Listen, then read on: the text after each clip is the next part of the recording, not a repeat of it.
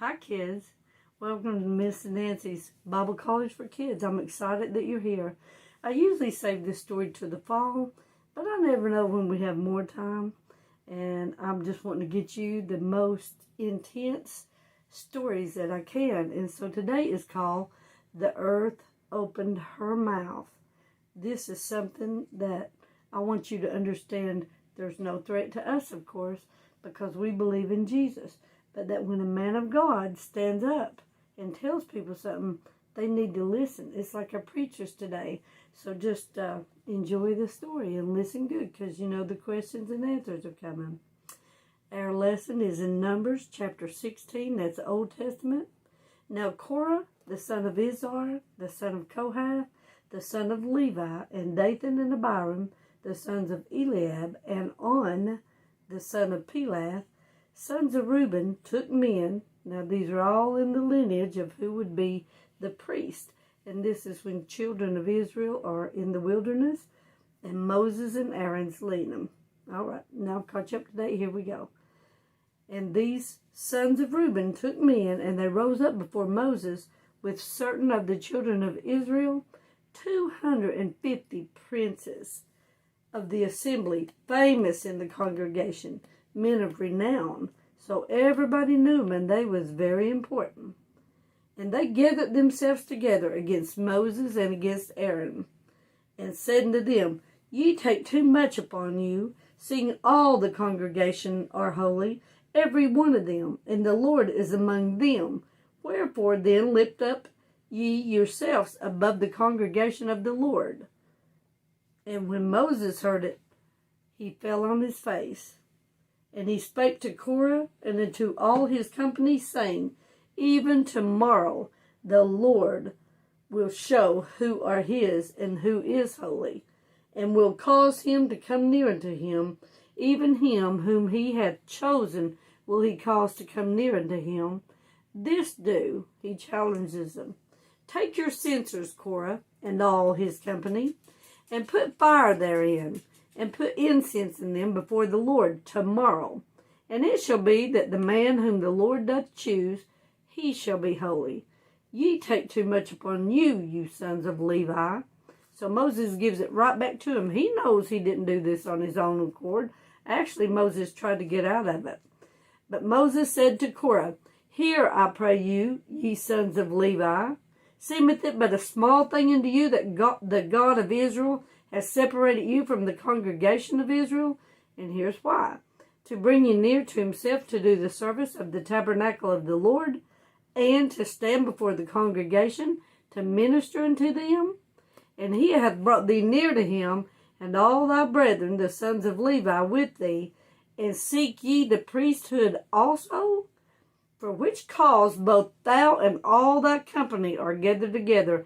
And he doesn't say against me, he says against the Lord. And what is Aaron that you murmur against him? Aaron wasn't happy to be there either, but he was going to do the Lord's work. I mean, he didn't put himself in that position. And Moses sent to call Dathan and Abiram, the sons of Eliab, which said, We will not come up. So they just made up their mind they weren't going to listen to Moses, the man of God. Is it a small thing that thou hast brought us up out of the land that floweth with milk and honey? No, it wasn't. They was in Egypt. They was in bondage. They was working from daylight till dark under taskmasters. We've had that taskmasters. It's hard to say. We've had that lesson before. It wasn't a land that flowed with milk and honey. To kill us in the wilderness, except thou make thyself altogether a prince over us. He's saying, you are not royalty. You're not going to tell us what to do. Moreover, he's saying, and beside that, thou hast not brought us into the land that floweth with milk and honey, or given us inheritance of fields and vineyards. Wilt thou put out the eyes of these men? We will not come up. He had no reason to accuse Moses of that.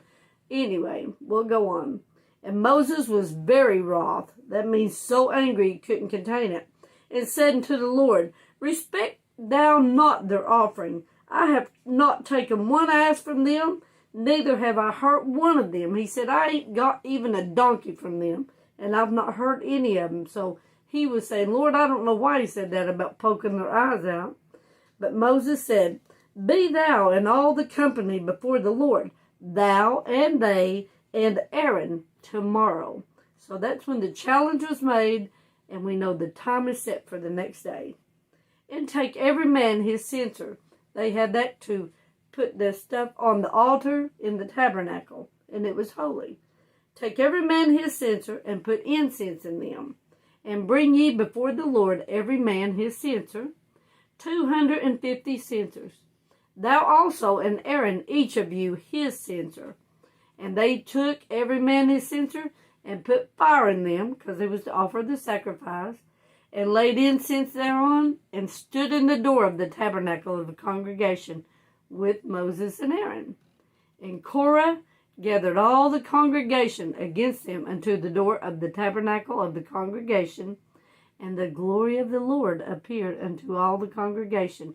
You would have thought that this might would have made these men stand up and take notice, but it didn't. And the Lord spake, who to?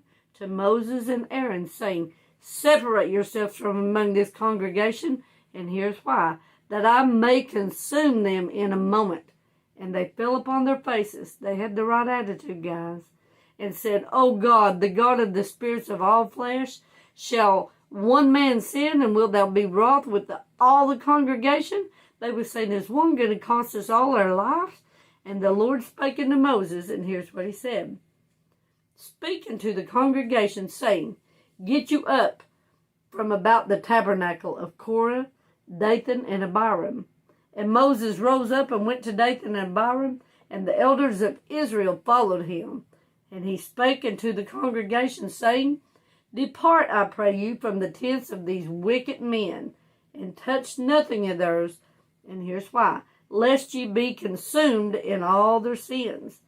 So they got up from the tabernacle of Korah, Dathan, and Abiram on every side.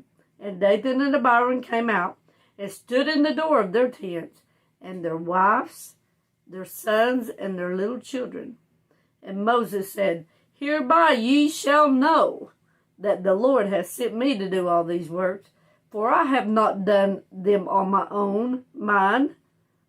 If these men die the common death of all men, or if they be visited after the visitation of all men, then the Lord hath not sent me. Now Moses is telling the facts, and the Lord honors Moses' word.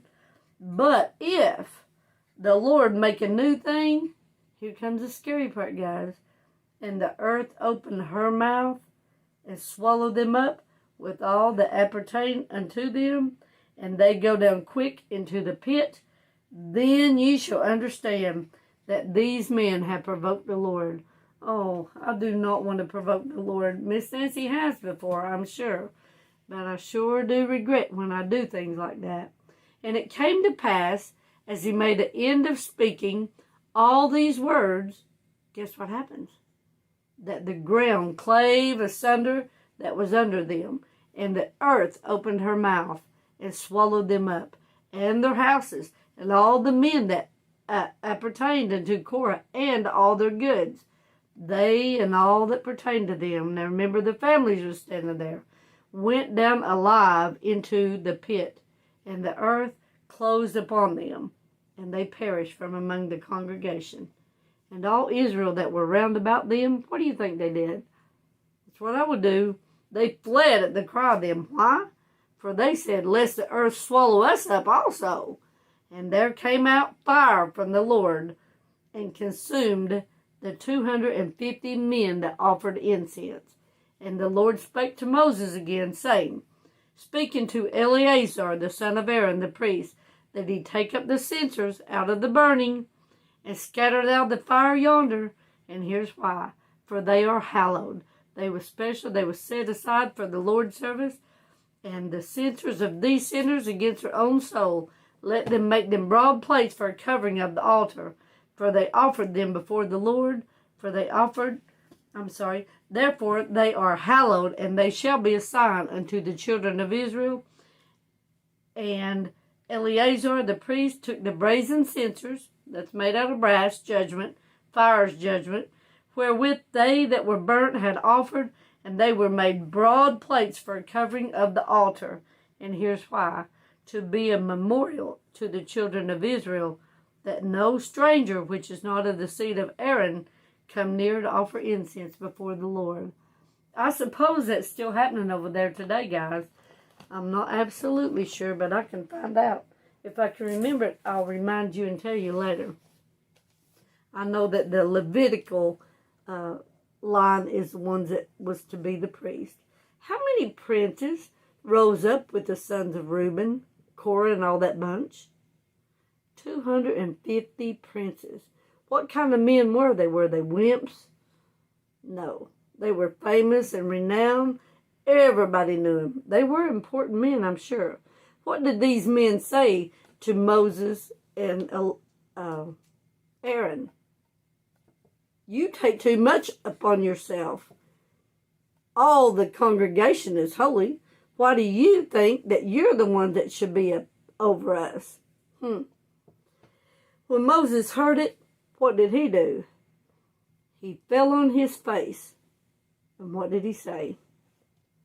He said to Korah and his company, tomorrow the Lord will show who is his, who is holy. God will choose who to come near to him. And what did Moses tell each one of them to take? A censer with what in them? Incense. Who the Lord chooses will be holy. And he turned it around, and what did he say to them? He said, you take too much upon you. And he knew he hadn't got himself in this same mess.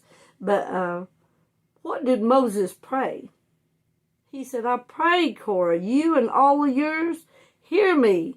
Is it a small thing that the Lord has set you aside to separate you from the congregation?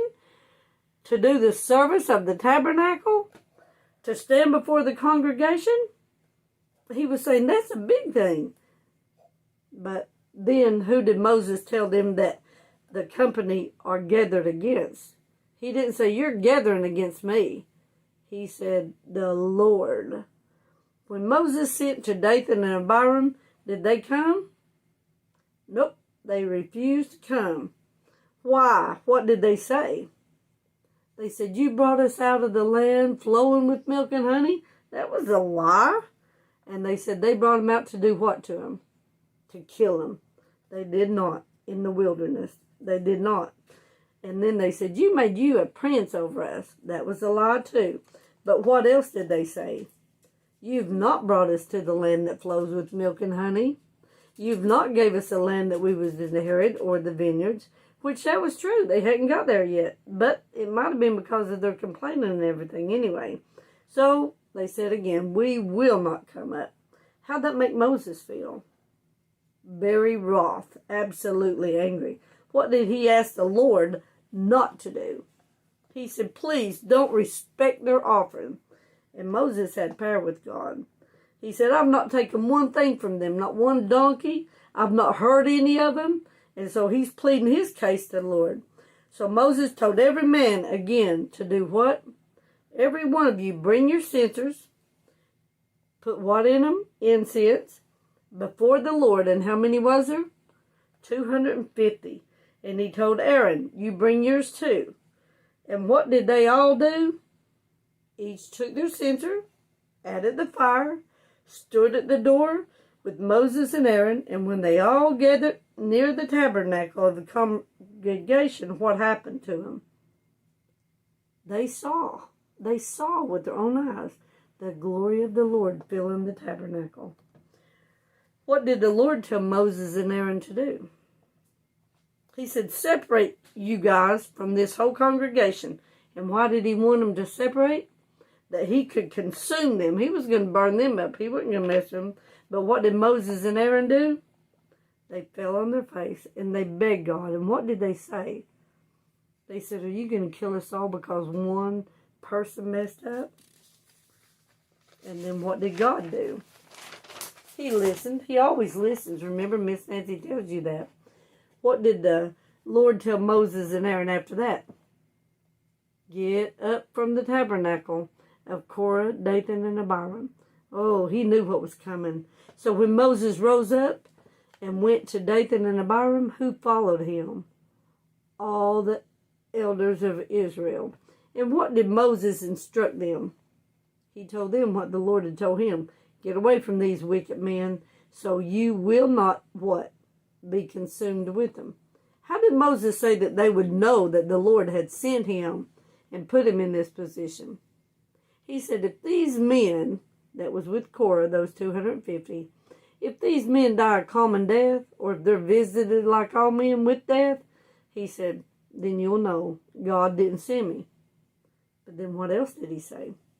But if the Lord make a new thing, this new thing was bad, and the earth opened her mouth and swallowed them up with all that pertained to them, and they go down into the pit quickly alive, you will know that the Lord has been provoked by them. I'd say they knew it before the end, wouldn't you, babies? When Moses quit speaking all the words and they had ended, what happened? The ground clave under them, the earth opened her mouth, swallowed them, their houses, all the men that was around them, I guess their families, because it says all that pertained to them, all their goods, and they went down alive into the pit. Man, and then what happened? The earth closed around them. If she can open her mouth and do that, she can close it and seal them up. What all Israel do after this? They ran for their lives, more or less, and that's why, because they said, we don't want that to happen to us. And how many did the fire from the Lord consume? 250 men with the incense. And what was Eleazar, Aaron's son, the priest, to do? God told him, said, go gather up them censers with the fire in them. He said, spread that fire. He said, those are consecrated. And then what did they make with these censers? Brazen and brass ones. They made a covering, a plate, to go over the altar, didn't they? And why did they do that? It was for a memorial. And it was so that Israel would never let this happen again, that somebody that wasn't in the priesthood's lineage, the Levites, would ever offer fire again. I'd say they remember that to this day. But this has nothing to do with salvation, but you know I love telling you how to get saved in case you're not ready, because one of these days, the ones that are not saved are going to go to this awful place. So you have to know that you're a sinner, and you have to cry out and ask Jesus to save you. He promises he will never turn anybody away. You got to believe that Jesus died on the cross according to the scriptures, the Bible, that he was buried, and that he arose again the third day. And that is the gospel according to the scriptures. If you believe that, you ask him. I hope somebody out there, if you're not saved, will call upon him today. The Bible says, now is the time, today is the day. There's no use to wait. We have no promise of tomorrow. I'll see you kids next time. Thank you.